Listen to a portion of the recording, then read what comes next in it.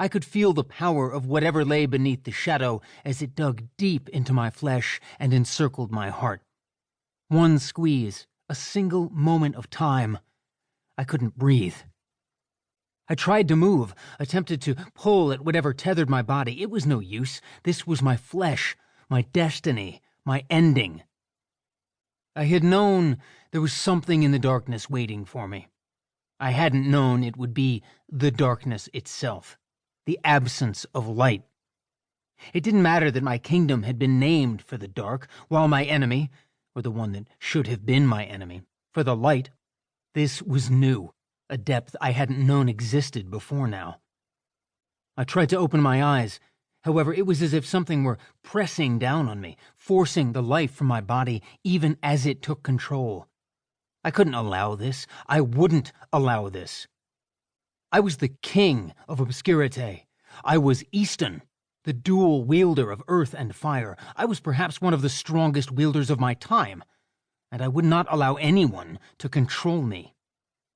Then, even as I thought the words that had been simultaneously the bane of my existence and the strength of my convictions, the fingers that weren't truly fingers squeezed my heart again. I tried to catch my breath, attempted to fist my hands at my sides. I gritted my teeth and tugged against my bonds. Nothing happened. It was as if I were thinking all of these thoughts, trying to move, and yet nothing happened. My body was not my own. My mind was the only thing left, and still, these fingers were moving up my chest, across my jaw, and then burrowing into my brain.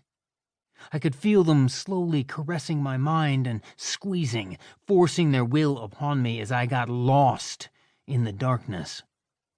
Perhaps I was even the darkness itself. The cursed, the demented, the lost.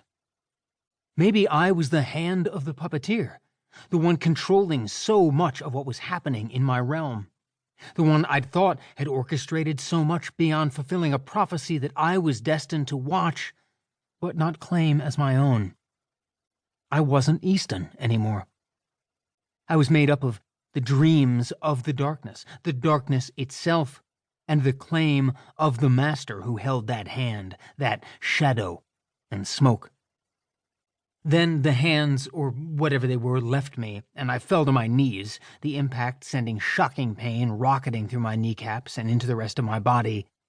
That agony opened my eyes, and I could finally see. I wasn't just a thought, a mind, a hapless soul in the cosmos. I was Easton again. I wasn't lost, nor was I found.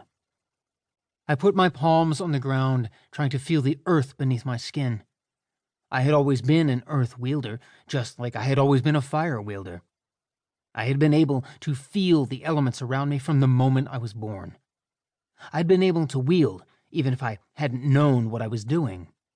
Like most children my age, I had been bound, so I wouldn't harm myself or others until I learned control. Some didn't come to their wielding until maturity, but I was special. I was the son of the queen, grandson of the old king, who, with the Lumière king, had destroyed the realm during the fall. I had that power beneath my skin, running through my veins. And all along I had fought every ounce of pressure and torment that came with being who I was. At least, I thought I had. I'd never known what it would feel like to not have wielding within me. As I searched for my earth-wielding to save myself, as I tried to protect those under my care, I felt nothing. The absence of power was suffocating. There was no earth, no fire to call.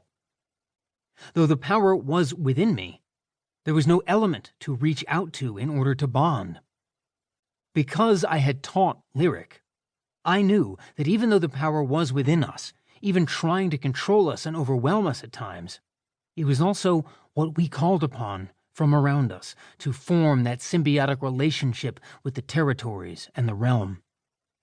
At the thought of Lyric's name, that shadowy hand clutched my heart again, and I fell to one elbow, gasping out of breath. I wanted to scream, needed to shout at something, but I had no voice, no breath. I had nothing.